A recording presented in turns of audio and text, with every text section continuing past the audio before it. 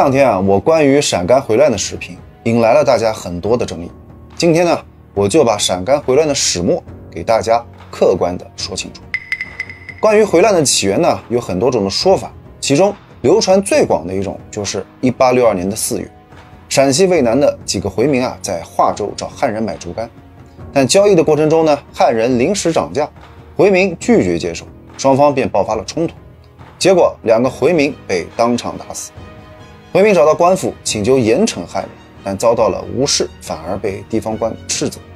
紧接着当地汉人官绅以抓太平军间谍为由，杀了17个回民，并烧毁了回民聚居的村子。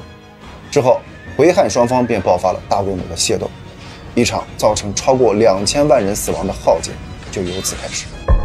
其实即使当时不发生这个事儿，暴乱也是早晚的事，因为那个时候有2个阿洪级别的人物已经来到了华县，一个叫任武，一个叫郝明堂。2人来到华县之后暗地里招募兵员，购买武器，是为最后的起事做准备，这才有了前面购买竹竿而打架的事。在任武和郝明堂的号召下，回民队伍迅速扩充到了5万多人。首先就是血洗了大荔县的八女井村，1万余人无一幸免。接着回军先后拿下了渭南、高陵、华州、华阴等县，所到之处是生灵涂炭。于是关中地区的回民很快响应，暴乱人数一下子达到了30-40万人之中。陕西官府无兵可调，只好派团练大臣张福去劝降。这张福是同治皇帝的老师，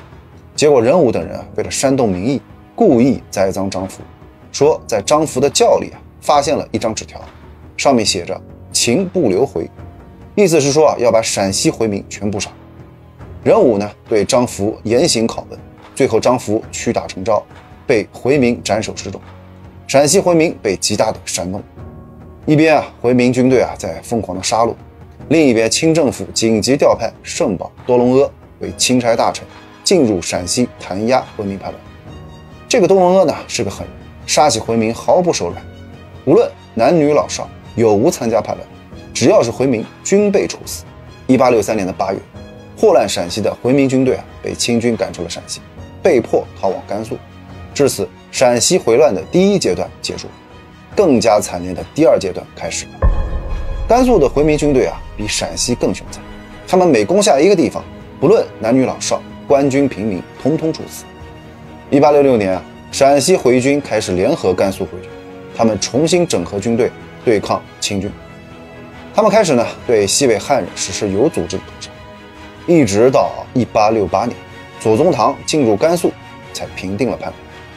这场动乱后续同样也波及到了新疆。叛乱的后期，回军首领白彦虎勾结阿古柏和境外势力，妄图分裂领土，在西北地区建立一个以回民为主体的宗教国。后来左宗棠消灭了阿古柏，收复新疆，白彦虎窜逃到了沙俄。最后白彦虎的这一支回军就在中亚地区繁衍生息，成为了现在的东干人。这场内乱直接造成了2000万人口的死亡，